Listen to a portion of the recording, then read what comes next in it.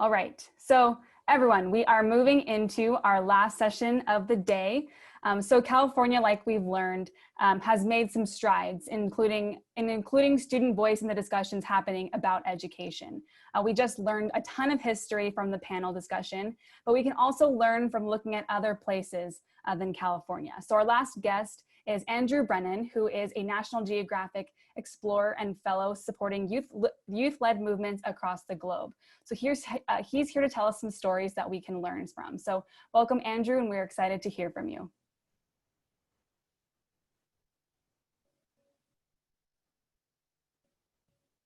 If you're there, you can go ahead and share your screen. Hello, welcome. Hi, sorry about that. I was No like worries. a little bit confused. Hi, everyone. It's so good to be joining you today. Let me go ahead and share my screen so that you can see my slides. Let's see. So I'm here today to speak to what young people are doing around the world and have been doing throughout history to hold education institutions accountable to them. And you know, I was just listening in on some of the previous conversation, and I want to underscore something that was mentioned toward the end that I think should be obvious, but is worth to me stating out loud. There are a lot of stakeholders in the education system, from the business community to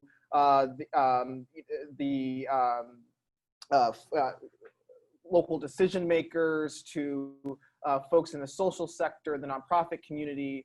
But I think it should go without saying that young people, students, those who spend 35 hours a week in the classroom are the most important stakeholder there is. And I think you'll find as you begin to embark on your journeys to advocate for education justice that there's a lot of adults that will pay lip service to this idea, the idea that students are the most important stakeholder, but their actions and the results of policy will not back that up. We need to be clear that we value students, and when we have millions of young people attending schools with more cops than they have counselors, we're not valuing those students. When we have schools in this country that are more segregated today than they were during the immediate months following Brown v. Board of Education, we know that we're not valuing students. And when we have a system that is routinely relegating our voices to the margin while simultaneously defunding our schools, we know that students aren't being valued. So the work of a young person engaged in the effort to create more just public schools is a work of holding those decision makers in our system accountable to us and for our interests. So my name is Andrew. I'm the co-founder of the Prichard Committee Student Voice Team, and I'm also a National Geographic Education Fellow and Explorer. And I'll talk a little bit about National Geographic toward the end and explain how a kid whose first D was in history on his 4th grade report card came to become a National Geographic Explorer. But first, I just want to talk a little bit about how I got started in education justice work, because it was around the same age that many of you are now. I co-founded the Prichard Committee Student Voice Team when I was a junior in high school. And it was because I began to notice that if you were poor or if you looked like me, you were receiving a lower quality education in Kentucky. There were inequities that pervaded the education system, just like I'm sure exist in California as well. And you know, me and a group of friends were truly motivated to address some of these inequities. So we began advocating for young people to hold educational institutions accountable. And we did this through a variety of ways. We published policy reports, we conducted original research, we interviewed policymakers on the record, tried to break news when we could, we wrote bills, we managed high-level statewide policy campaigns. And what we found through our work was that young people really are the missing voice sometimes. There's a lot of issues in our education system, but we found that we were able to be effective at making real impact. One of the campaigns that we're most proud of was called the Powerball Promise campaign.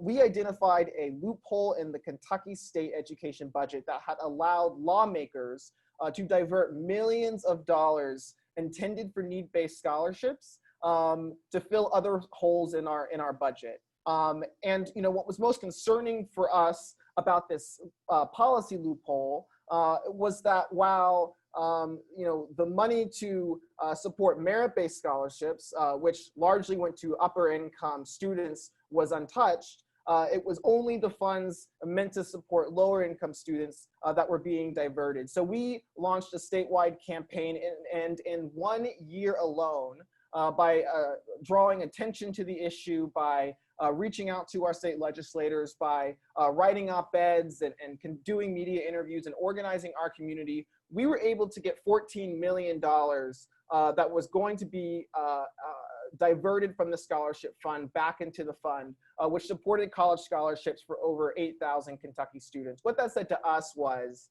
that our voices and our ability to make impact could really have a tangible effect on equity and education in the state of Kentucky. We knew that we could be successful in this way, though, because we looked at history. The truth is that young people throughout the world and throughout history have been on the front lines of these movements, from environmental justice, which was mentioned earlier, to social justice, to education justice. The picture that you see here is depicting the Little Rock Nine, who integrated their school back in the 60s in the face of massive opposition and protests, and are some of the student activists that really inspire me and my colleagues in our work now. But it's not just from the civil rights movement. I mean, you can look at examples forward. Take, for example, some of the work that's happening right now in New York to integrate our public schools. Organizations like Teens Take Charge are on the front lines of that work, proving that young people can be meaningful policy makers in some cases when it comes to holding institutions accountable. Look to the 70s and the 80s. You had young people leading the effort to lower the voting age from 21 to 18. And I know that there are some campaigns happening right now in California to continue building on that work and further lower the voting age from 18 to 16 to again give the opportunity to young people to hold their decision makers accountable. So what I want to do with just the few minutes that I have is to share a few pieces of the secret sauce that I and my colleagues and fellow education advocates have found over time are the three ingredients to a successful education justice campaign. What we found through our work and through trial and error, a lot of error, is that there are ways that young people are especially well positioned to advocate for education policy change. So starting with young people as storytellers, the truth of the matter is most education decisions about how our system of education work, happen while we're stuck in the classroom. And so it's important that we figure out ways that our stories and that our experiences can be elevated beyond ourselves and to be heard within these halls of power. So thinking about things like op-eds, like speeches and rallies, things that give the opportunity to young people to reflect on the educational process and system that they've experienced. But I think it goes a step further. The Prichard Committee Student Voice team and in my work, we have always believed that the stories of the students most marginalized by the status quo and to amplify if we're serious about achieving education equity. So I want you all to keep that in mind as you're thinking about how to hold stories. The one way that we love to hear from students and to create space to reflect on school is through roundtable discussions, where we'll often start with the question, what can you tell me about your school's that you think the adults in your school building don't know. Also, young people as researchers, and this is something that I think doesn't get enough attention, but is a really powerful way that young people can hold educational institutions accountable. You know, the truth is there's a lot of power in who asks the questions and what questions are being asked when it comes to researching problems in our education system. Adults are only going to be able to ask questions about issues that they perceive, and they're only going to be able to do it in a way colored by that perception. So it's really powerful when young people are designing surveys and engaging in qualitative research and setting the agenda for what issues are elevated and discussed in the education system. What you see on the screen here is an example from our work in Kentucky called Uncovering the Tripwires to Post-Secondary Success. We knew that less than 20% of ninth graders were going to graduate from college in Kentucky, but we wanted to go beneath the statistics and understand better why that was. And in doing so, we were able to really set the policy agenda for the conversation about how do we increase our post-secondary graduation rate in Kentucky.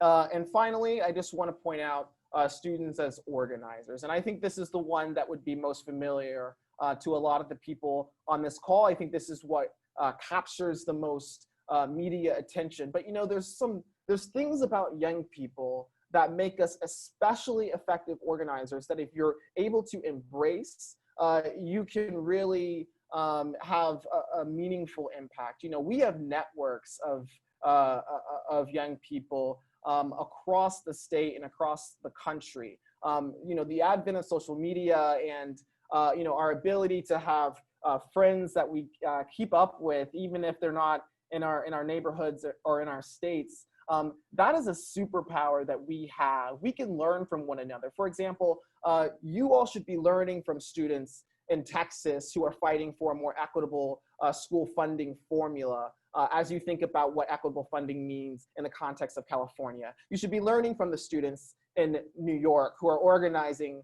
to integrate their public schools as you think about what school segregation means in the context of California. And you should be learning from students in Kentucky, whose Coping with COVID study has received over 13,000 student responses representing every county in the state, and whose data is being used to hold education policymakers accountable. So our ability to organize across issue areas, across geographies, is a superpower that we can bring to the table when it comes to helping solve some of these problems. And, you know, I'll just leave you with something else. You know, in this moment, and you know, I'd be remiss if I acknowledge some of the context of this conversation. You know, our country and really our world is facing these dual pandemics. You know, the pandemic of racial injustice that is continuing to take the lives of too many young people, and the health pandemic of the COVID-19 that is raising some really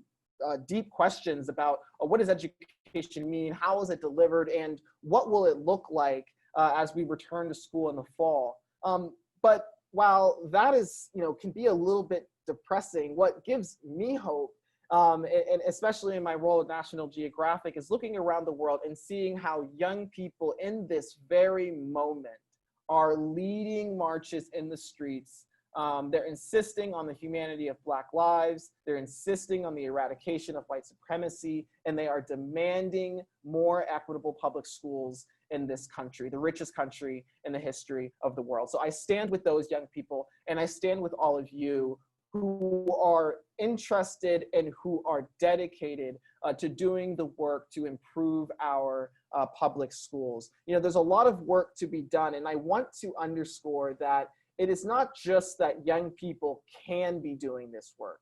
It's that young people, especially those of us on this call, have a duty and a responsibility both to ourselves and to those that will come after us to demand a system of education that educates all of us equally, no matter your zip code, the color of your skin, or how much money your parents make.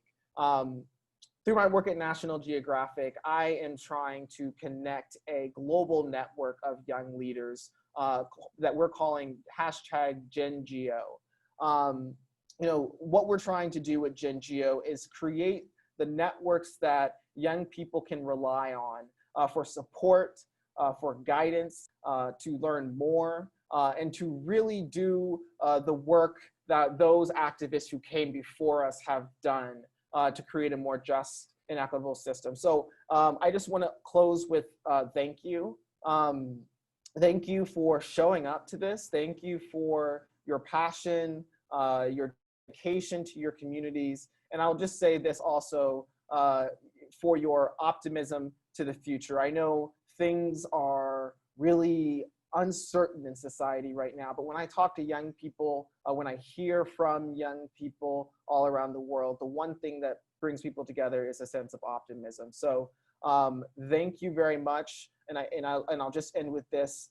Don't believe folks when they say young people are just the future. Young people are making a tangible, meaningful change in their communities right now. Thank you so much, Andrew, for leaving us with that inspiration. I really appreciate the time you took to come speak with us. Absolutely. Thank you, Brennan. All right, so we made it to the end of the day, everyone. We have learned so much, and I am so excited for you all to take matters into your own hands tomorrow in the breakout sessions. So I have this up again to reorient ourselves.